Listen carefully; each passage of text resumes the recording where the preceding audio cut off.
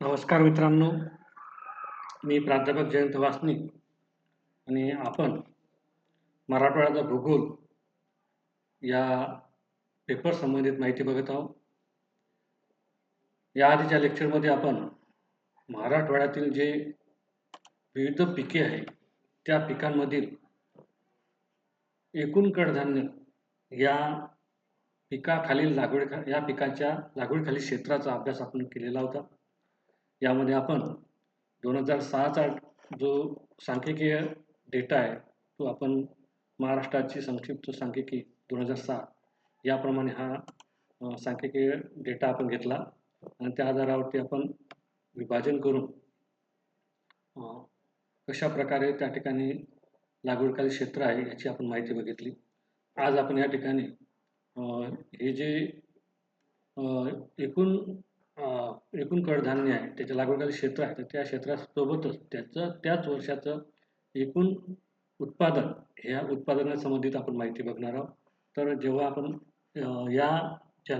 या मराठवाड्यातील जे एकूण जिल्हे आहे या जिल्ह्यामधील जर एकूण कडधान्याच्या उत्पादनासंबंधित आपण अभ्यास केला तर या ठिकाणी आपण या 3 कॅटेगरीमध्ये आपण विभाजित केलेलं आहे.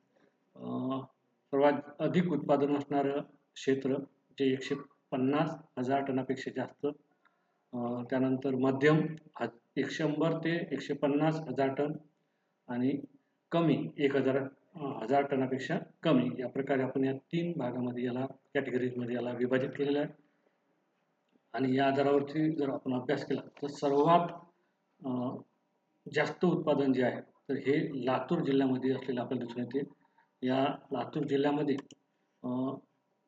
मराठवाड्यातील एकूण जिल्ह्यापैकी या कडधान्याचं उत्पादन हे अधिक आहे. यामध्ये 151 उत्पादन 1,000 टनामध्ये आहे. हे मात्र लक्षात ठेवायचं आहे आपल्याला. यामध्ये 150,000 टन एवढं उत्पादन या लातूर जिल्ह्यामध्ये होत असलेलं आपल्याला 2006 मध्ये झालेलं आपल्याला दिसून येते. दुसरा क्रमांक जो आहे यामध्ये मध्यम स्वरूपाचं जे उत्पादन आहे, मध्यम मध्ये आपण याला कॅटेगरीमध्ये विभाजित केल्यानंतर आपल्याला असं दिसून येते की उस्मानाबाद या जिल्ह्याचा समावेश 100 ते 150 या दरम्यान असलेला आपल्याला दिसून येते. यामध्ये जर आपण बघितलं तर या ठिकाणी 134,000 टन या दरम्यान कडधान्याचं उत्पादन होताना दिसून येते.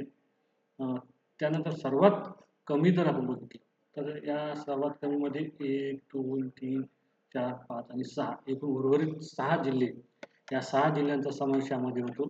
या 6ही जिल्ह्यामध्ये 100,000 टनापेक्षा कमी एकूण कडधान्य जे आहे कडधान्याचं उत्पादन या ठिकाणी होताना दिसून येते. यामध्ये औरंगाबाद असेल, जालना असेल, परभणी असेल, नांदेड असेल, हिंगोली असेल, बीड असेल, तर या ठिकाणी या प्रकारे कमी स्वरूपाचं क्षेत्र जे आहे उत्पादन जे आहे एकूण कडधान्याचं हे कमी झालेलं दिसून येते. आणि महत्त्वाचं म्हणजे या ठिकाणी बऱ्याच ठिकाणी हा जो पट्टा हा गोदावरी नदीचा पट्टा असलेला आपल्याला दिसून येतो.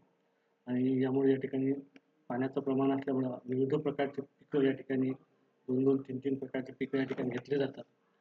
त्यामुळे या ठिकाणी जे आहे जी पिकाची जी उत्पादकता आहे त्या लागवड आहे ही लागवड वगैरे या ठिकाणी कमी जास्त झालेली आपल्याला दिसून येते. आणि त्यामुळं बऱ्याच ठिकाणी ह्या भागामध्ये उत्पादन जे आहे हे उत्पादन या ठिकाणी कमी असले. लातूर, उस्मानाबाद या ठिकाणी कडधान्याचं उत्पादन हे अधिक जास्त असलेलं दिसून येते, मध्यम ते जास्त.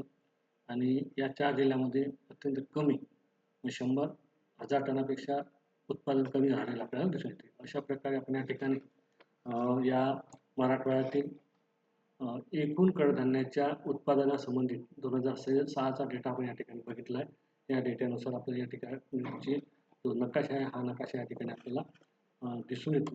आणि यामध्ये आपण बघू शकता यामध्ये लागवडीखालील क्षेत्र हे हिंगोली आणि औरंगाबाद या ठिकाणी कमी होतं. त्याचप्रमाणे त्याच्या ठिकाणी उत्पादन सुद्धा कमी आहे. आणि या ठिकाणी जर आपण बघितलं तर हा जे जिल्हे आहे या जिल्ह्यामध्ये लागवडीखालील क्षेत्र मध्यम स्वरूपाचं होतं. ज्यामध्ये जालना असेल, परभणी असेल, नांदेड असेल, बीड असेल, तर या 4ही जिल्ह्यामध्ये फक्त नाही आपल्याला जे मध्यम स्वरूपाचं लागवडीखाली क्षेत्र होतं, त्यामुळे या ठिकाणी लागवडीखाली क्षेत्राप्रमाणेच या ठिकाणी उत्पादन सुद्धा झालेलं आपल्याला दिसून येते. आणि या दोन्ही जिल्ह्यामध्ये लागवडीखाली क्षेत्र हे अधिक होतं, परंतु या ठिकाणी मध्यम ते जास्त उत्पादन झालेलं आपल्याला दिसून येते. तर अशा प्रकारे या ठिकाणी आपण आज मराठवाड्यातील एकूण कडधान्याच्या लागवडीखाली क्षेत्र आणि उत्पादन या संबंधित माहिती बघितली आहे. पुढच्या लेक्चरला पुढच्या पिकाची माहिती आपण बघूया. हे लेक्चर आपल्याला समजलं असं गृहीत धरतो आणि या ठिकाणी थांबतो. धन्यवाद.